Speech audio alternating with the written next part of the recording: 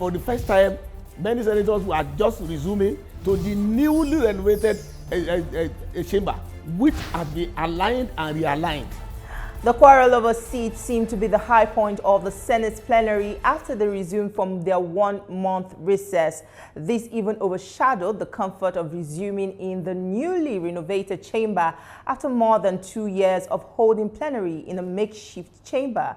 Plenary started as usual with lawmakers exchanging pleasantries and glad to be back in a better place, conducive for carrying out their constitutional duty of lawmaking. The Senate President welcomed his colleagues back and was setting the agenda for the coming days when a noisy quarrel interrupted his speech. It was Senator Danjuma Goje representing Gombe Central and Senator Shahabi Yao representing Zamfara North, who were upset over the seats allocated to them as ranking senators, and they were really loud in expressing their displeasure to the Senate leader, Senator Okpeyemi Babidele. At this point, the President of the Senate had to stop his speech in an attempt to calm frayed nerves. He called the aggrieved senators for a private talk, and later the Senate went into a closed-door session. We have been entrusted with an important role, and now is the time for courageous actions and strategies to drive this role. Together, let us implement a culture of care and integrated approach to combat everything that is wrong with our nation, from poverty to restoration of the dignity of the downtrodden and the protection of our precious natural resources. In conclusion, let us approach the work ahead with unwavering determination and a deep sense of responsibility. The spokesperson of the Senate tried to put things in proper context by explaining the seating arrangement and steps taken to rectify the problem. Yes, thank you very much. There was never any heated or a kind of exchange of tirades over the seating arrangement in the Senate chamber. It is already established that the protocol for sitting in the legislative chamber anywhere in the world is according to a kind of protocol. And what is that protocol? First of all, we talk about the leadership of the assembly, either it is House of Representatives or it is the Senate, or even House of Assembly of the state. Even the local government councillors forum, which is the assembly of the local government. Then after that one, we talk about the ranking senators, ranking reps, ranking assemblymen, and those are the ones that have been in that position, maybe who had been senators over the years, over the other terms, and so on and so forth. Then we give them that kind of priority. Then the rest just follow. So the sitting arrangement in the chamber followed that protocol, that arrangement. Nothing departed from it. And even where we were using temporarily before, we came back today to the newly renovated chamber. So that was the protocol, that was the pattern, that was the arrangement. The chamber initially was in 3 columns before it was renovated. Now it is in 4 columns.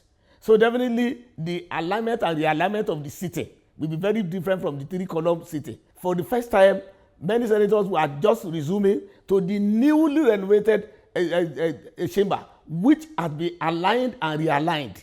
So by the time they got there, everybody was trying to look for his name, where his name was. But there was never a departure from that tradition, that sitting protocol, that after the leadership of the Senate, then follows by the ranking senators. Then after that, new senators. It followed that pattern. And that was all. The chairman, Senate Committee on Senate Services had already even sent the prototype to us online, that we should just look at it, then critique if there's any area you think should have been improved upon.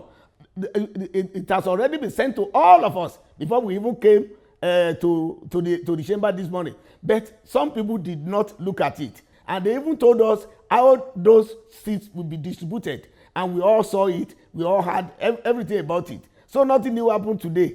Nothing new happened today. Earlier in the week, the Senate Committee on Power confronted the Minister of Power and raised concerns over the hike in electricity tariff at a time when the country is going through tough economic times. The lawmakers who are members of the Senate Committee on Power are also calling for a thorough probe of the inefficiency in the power sector, as well as the lack of transparency and accountability displayed by the Nigerian Electricity Regulatory Commission. To investigate the role of the Ministry of Power, NEC, and the company known as Ziglax on their failed agreement to provide meters and ensure that Nigerians are not shortchanged. Of utmost importance is to ensure that the provisions of the Electricity Act 2023, as amended, are implemented to the letter. It was brought to the attention of the Senate that the loan was to be given to us, but in return, the meters would be imported. And we object to that, and I'm trying to find out if that situation has changed and the meters are now being locally produced. Enough consultation has not been done before this tariff increase. And it is, to say the least, the increase is outrageous, it's unaffordable, and unrealistic. It is only the discourse that are supporting this increase, simply because it's going to favor them. We looked at the government budget itself. We looked at the provision for subsidy. We discovered and confirmed that government could not afford to pay this. Government budget is 28 trillion naira. 2.9 trillion is subsidy for power sector alone is over 10% of the budget, which is not realistic for us to ask the government to pay. But there are other competing sectors for these limited resources. In the House of Representatives, the prevailing petroleum scarcity in the country has gotten the attention of lawmakers as a joint committee of the House of Representatives on Petroleum Resources, upstream, downstream, and midstream has called on appropriate authorities to clamp down on hoarders of petrol. It also calls for calm on the part of citizens and insists that the product is available but made scarce by transport and other logistic challenges. These logistics issues range from difficulty experienced in transporting product from the mother vessels to onshore, movement of product with marine shuttle vessels, and disruption in the escrover's channels which have all been cleared. Strongly frown at the activities of middlemen who have taken advantage of the short disruption of supply to maximize profits and generate inordinate gain for themselves at the detriment of our people. We call on security agencies to support the NNPCL, NNDPRA, Petron, NATO, and other key stakeholders in the distribution value chain so as to ensure that such act of economic sabotage that has to do with hoarding, arbitrary increment in price, product diversion, and smuggling are detected and dealt with. We have engaged sufficiently with the appropriate authorities in terms of fuel distribution. And as of today, the report we are getting suggests that the fuel queues have started reducing and products have started arriving at the petrol stations. We urge Nigerians not to engage in panic buying, not to be immersed in an unnecessary rush to buy products. Also, at the House of Representatives, lawmakers held a two-day retreat on the implementation of the Petroleum Industry Act signed into law in 2021. At the opening of the two-day retreat for the lawmakers, House of Reps Speaker Tajuddin Abbas raised concerns about Nigeria's poor rate of tax collection. The retreat is designed to be a springboard for action. By its conclusion, we aim to achieve a multi-pronged outcome. We will emerge with a deeper understanding of the Petroleum Industry Act and its impact on the oil and gas sector. Several empirical studies have shown that Nigeria has the potential to further increase revenue if priority tax reforms are implemented. The House stands ready to support the executive to achieve this overall goal of reversing the negative trend. The President's administration is implementing significant policy changes to reform how we govern and position our country for progress and shared prosperity for all citizens. These reforms, he says, while necessary and in some cases long overdue, are not without their challenges. Let's take a quick break here. When we return, a member of the House of Representatives will tell us more about the two-day retreat on the implementation of the PIA. The National Assembly is a busy place. As the bastion of democracy, it is a place where bills are presented, motions debated, laws made, and the yearnings of the people are laid bare. Come with us as we take you through the workings of the National Assembly. We take you through plenary, committee meetings, and probes, all to ensure smooth working of the democratic process.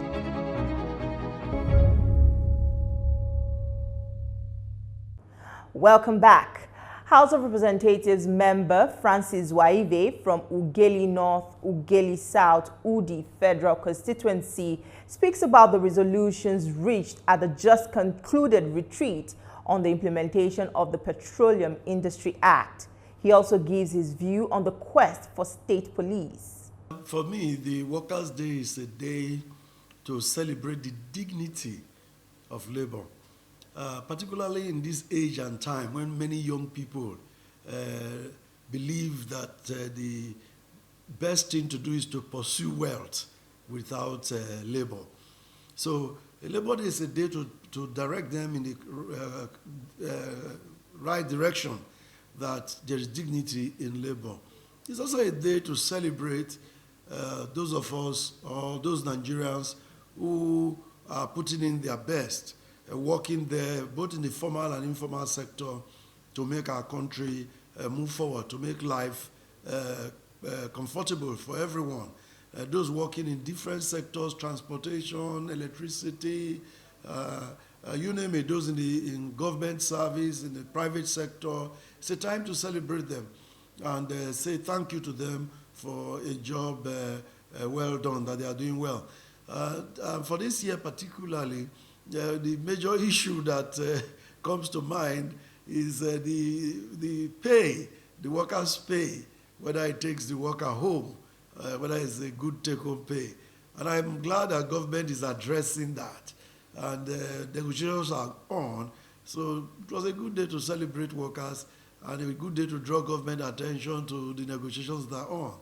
And we are glad that we are moving forward as a country.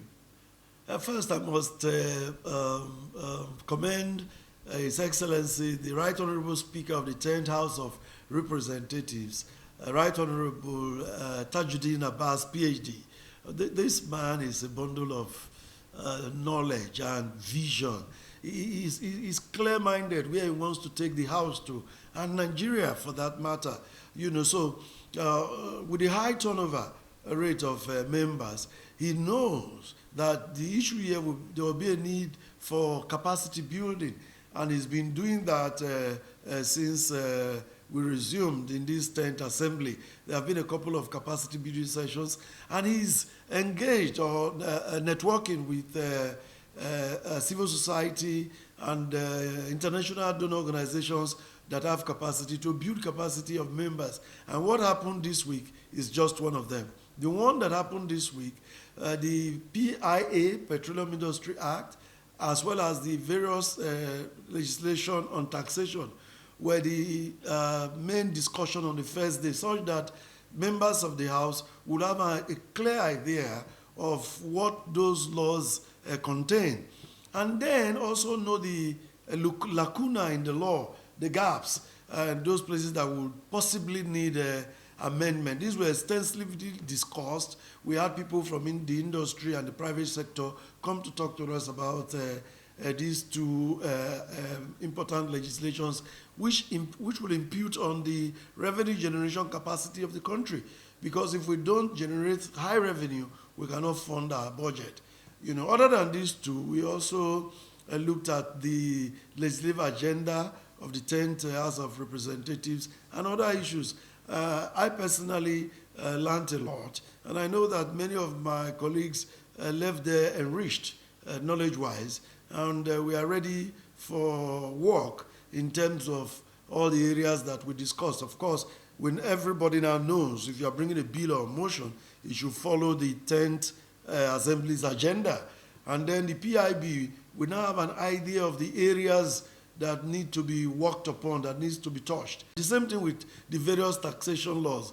We now know the areas where people are suffering, companies particularly, are suffering double taxation, triple taxation, and like one of the presenters said, some people get up to 40 different types of taxes that they pay. So it's our business as lawmakers to look at all this, harmonize these, and see that the ease of doing business in Nigeria is ensured. That's our goal, and that's what Mr. Speaker is trying to achieve, such that when we have this understanding of the existing legislation and what is on ground in industry, we can move forward to profile solution with our legislative powers. During this retreat, there were talks about the community, host communities, pipeline communities, and this 3% issue, and the implementation by the oil companies, oil prospecting companies. That's an area. The NNPCL has just released some regulations to ensure that those aspects, that those community aspects that were not covered by the law will not be covered by their own regulation. We are studying those regulations with a view of making them part of the law so that it becomes enforceable in court, and then the IOCs will not be able to escape them. Those regulations we are looking at. And then we also looked at the implementation. From our discussion, only about 50% of the community trust funds are being set up. So what's the challenge that these companies are facing? So we looked at all that. So those are some of the things we are going to correct. Then, very, very importantly, we had thought that with the PIB being signed into law in 2021, there will be a rush of investment, foreign direct investment into the oil industry. That has not happened. So we're investigating the reason why that has not happened. So we'll be having engagements with the organized private sector in the petroleum industry, gas industry, to find out why is it so. So if there are areas that are a problem to them, we'll be able to fine-tune that so that the investment we are looking for we can get. Because what we have seen is rather de-investment. They are selling off their assets. The only thing that looks like progress is they are going offshore. But if you look at the quantum of those leaving, compared with the new investments offshore, Nigeria is not making any gains at the moment. One beautiful thing you will notice is that unlike previously when even within the House there is a disagreement on state police, setting up of state police, this time you find that it's almost unanimous. The dissenting voices are not really saying no per se. What they are looking at is the modalities, like President Jonathan, former President Jonathan mentioned. And for me particularly, I am looking at state policing being implemented to the level of local government and communities. Otherwise, the problem we are now facing nationally will also become a problem at the state level where there will be these same problems I don't want to go into. But all over the world, it's community policing. New York Police Department, London Metropolitan Police. You hear of such, these are not a national police infrastructure. So I believe we are making progress. It's a constitutional matter. The Constitutional Review Committee will be moving forward to review all the presentations that came in that, what I would call public hearing, because during the second reading of the bill sponsored by the Deputy Speaker and a number of other lawmakers, that debate in the second reading, past second reading, and was referred to the Constitutional Review Committee. So what happened could even be taken as their public hearing.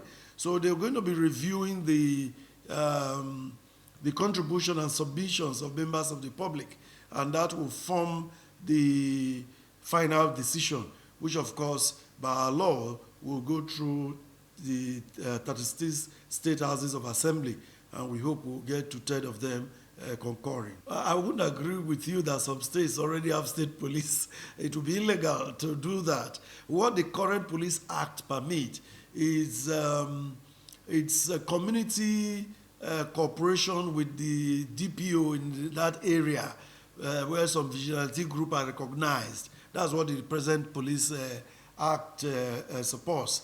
Although we have had some regional security outfits in the southwest and some other parts of the country.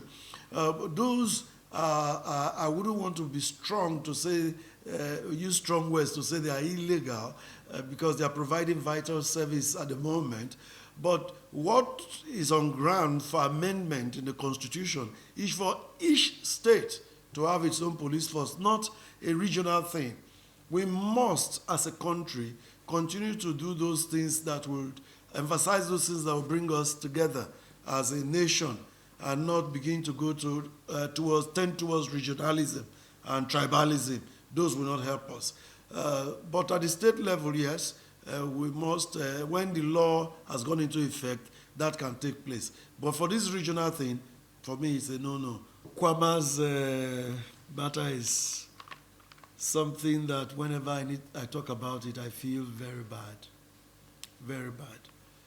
First, because 17 military personnel lost their lives in the most gruesome manner, in the most barbaric manner, condemnable, sad.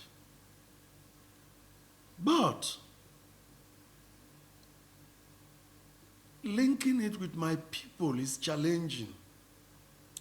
We must not say that because it happened around Ukwama, that it was done by the Ukwama people.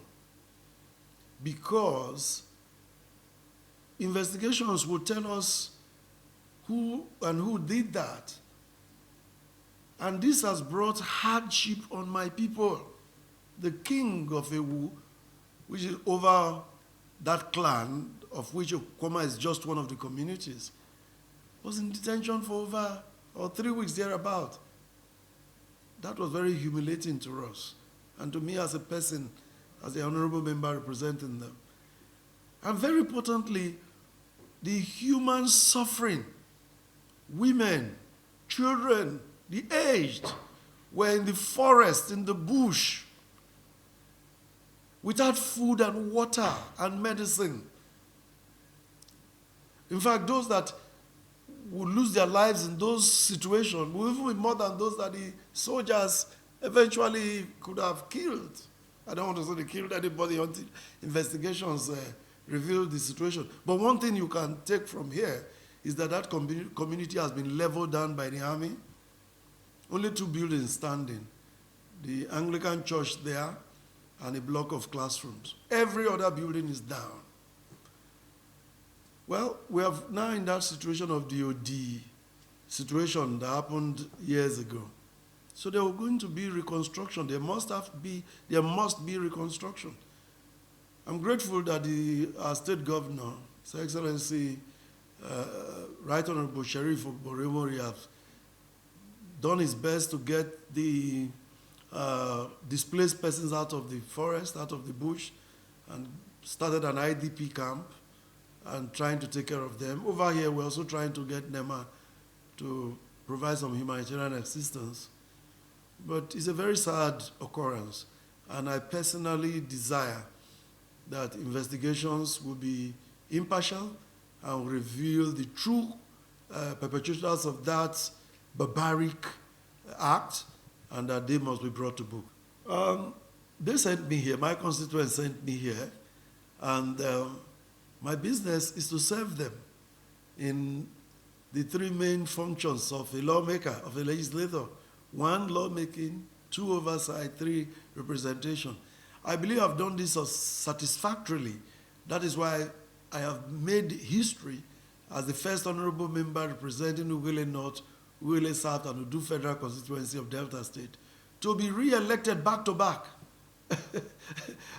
It's because I've served them very well. And I am not boasting, but I'm proud of my people that they recognize good work. Some people don't recognize it, but the people of Ughelli North, Ughelli South and Udu, they recognize that I have given them good representation. I'm present on the floor. So any matter that concerns our people, I'm there to speak for our people. And our people are very proud of that. They tell me, as I go around the constituency, you know, my work is such that the other day I went home and I went to the market to see somebody, and women, everybody was coming around without one policeman and without any form of security. Some wanted me to pray for them as a pastor. You know, some wanted to bring their personal problems, the normal ones, school fees, house rent, hospital bills, you know. But then, the freedom with which I could relate with my people moving to a market alone, you know. So it shows that we have served our people. Over these 5 years, we have built a block of classrooms in 15, 20 schools, over 15 transformers in different communities, communities that have been reconnected to the national grid, well over 10. You know, street lights have been provided in nearly 20 communities. And one beautiful one that my people like, the home, solar home grid for each family to be able to have electricity, charge their phone, you know, beautiful thing for particularly rural communities. I can go on and on. We even tarred, constructed road for our people, you know. So it's something that excites me, that I'm privileged to serve the people of Ughelli North, Ughelli South, and Udu Federal Constituency. These are some of the most educated people in the country, and it's one of the largest federal constituencies. For them to have that confidence in me, oh boy, I am excited, I'm humbled, and I will continue to serve them to the best of my ability. That's all on the program for this week. Do not forget that Hallowed Chambers will be repeated on Sunday at 7 a.m. Also, you can see this episode again on TVC News YouTube channel. Do not forget to subscribe, like, and share. Thank you for watching. I am Tijesu Adeoye. See you next time.